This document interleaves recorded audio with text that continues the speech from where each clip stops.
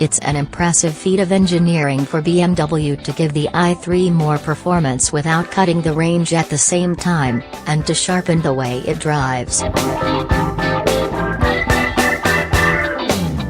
However, the standard car is hardly a slouch in the situations that matter, and is pretty good to drive, so we struggle to see how the i3s is worth the considerable extra you have to pay for it. Arguably it was Tesla that introduced today's car buyer to the concept of a high-performance electric vehicle, but now BMW's city car is getting in on the act.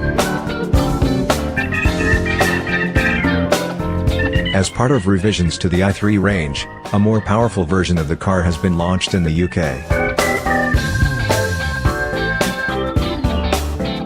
Just like the standard variant, the new i3s is available as a full electric model and a range extender hybrid.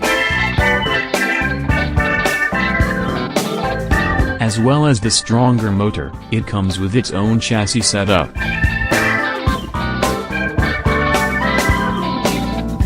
The headline figures are that the i3s has 181 bhp rather than the standard car's 168 bhp. There's also 270 Nm of torque instead of the regular i3's 250 Nm. This means an increase of 6 miles per hour in the top speed, and the 0 to 62 miles per hour time is cut by 0.4 to 7.7 seconds. At the same time, the i3s gets a revised suspension setup to cope with the extra power. So the car sits 10 mm lower on sports suspension, and comes with 20-inch alloys and wider tires.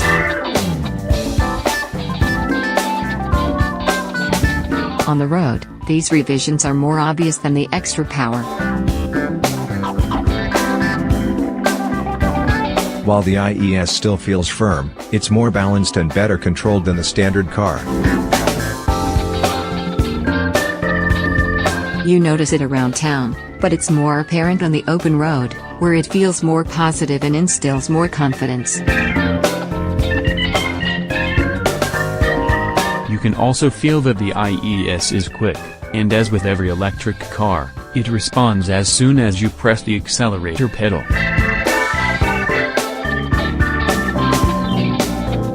You'll almost never be beaten away from the lights. It's easy to take advantage of overtaking opportunities, and the BMW has no problem keeping up on the motorway.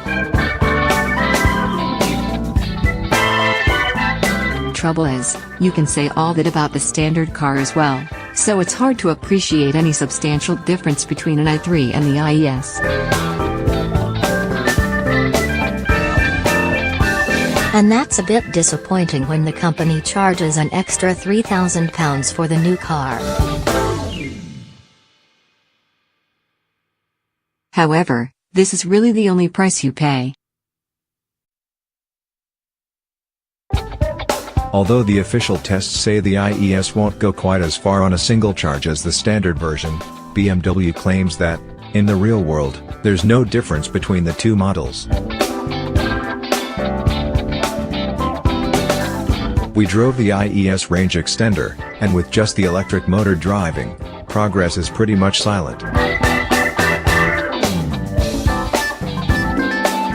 Only when the available range drops right down does the two-cylinder motor kick in to recharge the batteries. You will certainly hear the engine, especially around town, but the noise melts into the background at speed. The BMW's cabin remains supremely futuristic. The twin TFT screens, along with the distinctive materials and shapes used for the interior, give the whole thing a cutting-edge feel. Best of all, this isn't at the expense of equipment or passenger space. It's easy to get in and out, with rear hinge doors at the back, and you can get 4 adults inside in comfort. Admittedly, the boot isn't that big, but it's on par with what you'll find in a city car like the VW Up.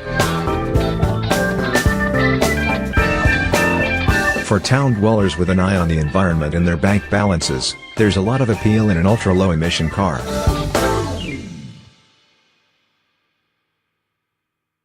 However, when the standard model is already so good, many people may find it hard to justify the £3,000 premium the i3s commands.